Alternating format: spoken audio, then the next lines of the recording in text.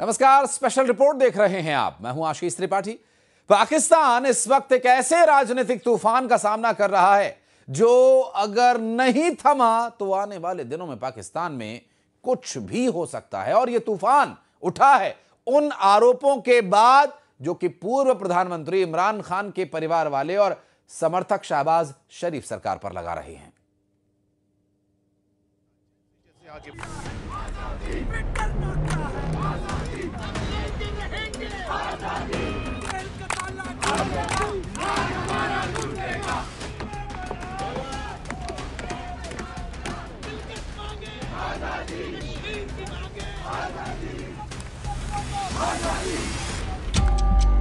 पाकिस्तान की राजनीति में घड़ी का कांटा जैसे जैसे आगे बढ़ रहा है, एक बड़े तूफान की आहट साफ महसूस की जा रही है।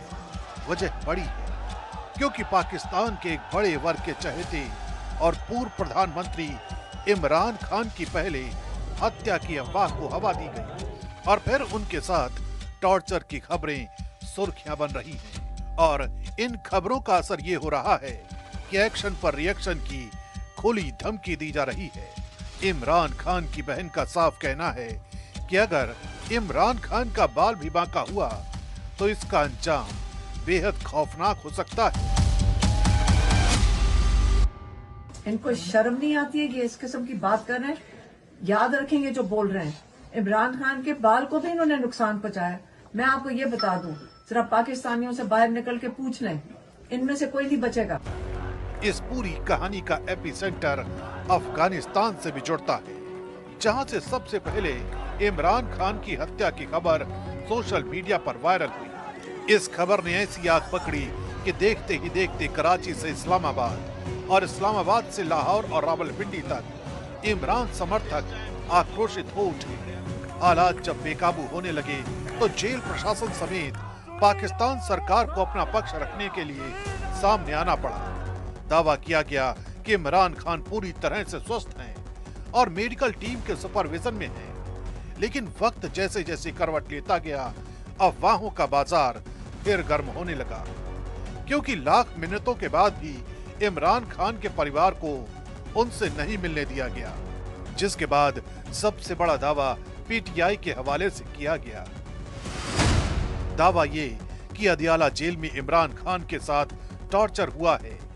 अदियाला जेल में इमरान खान की हालत लगातार बिगड़ती जा रही है।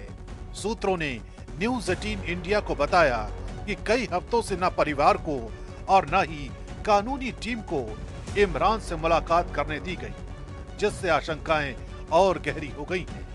पीटीआई का कहना है कि इमरान खान की शारीरिक स्थिति धीरे धीरे खराब हो रही है और इसका सीधा संबंध लगातार दबाव, कड़े व्यवहार और संचार प्रतिबंधों से है। इस बीच प्रधानमंत्री शहबाज शरीफ के राजनीतिक सलाहकार राणा सनाउल्लाह ने इमरान खान पर बड़ा आरोप लगाया है। उन्होंने कहा है कि लोगों को इमरान खान से इसलिए नहीं मिलने दिया जा रहा क्योंकि वो जेल से बैठकर इस्लामाबाद पर हमले की प्लानिंग कर रहे हैं। वजह बड़ी वाज़ेह है और इनको भी पता है। अच्छा, मामला ये है कि एक कॉन्विक्ट को या वो जो भी बंदा जेल में हो, किसी सूरत में भी हो, अगर वो ये कहे कि मैं एक तहरीक जो है वो जेल में बैठ के चलाऊंगा और वो उस तहरीक का उन्वान हो कि मैं कैपिटल पे जो है वो हमलावर हूँगा और उससे पहले उसने 2 बार हमलावर होके दिखाया भी हो।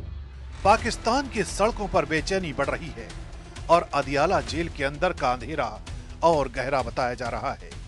सरकार अपनी कहानी सुना रही है, पीटीआई अपनी, लेकिन सच किस तरफ है ये कोई नहीं जानता।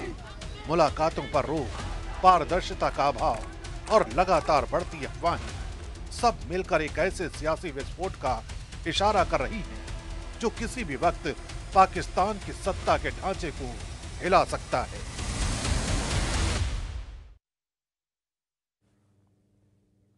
राष्ट्रपति जेलेंस्की की तरफ से पहली बार रूस को खुला चैलेंज दिया गया।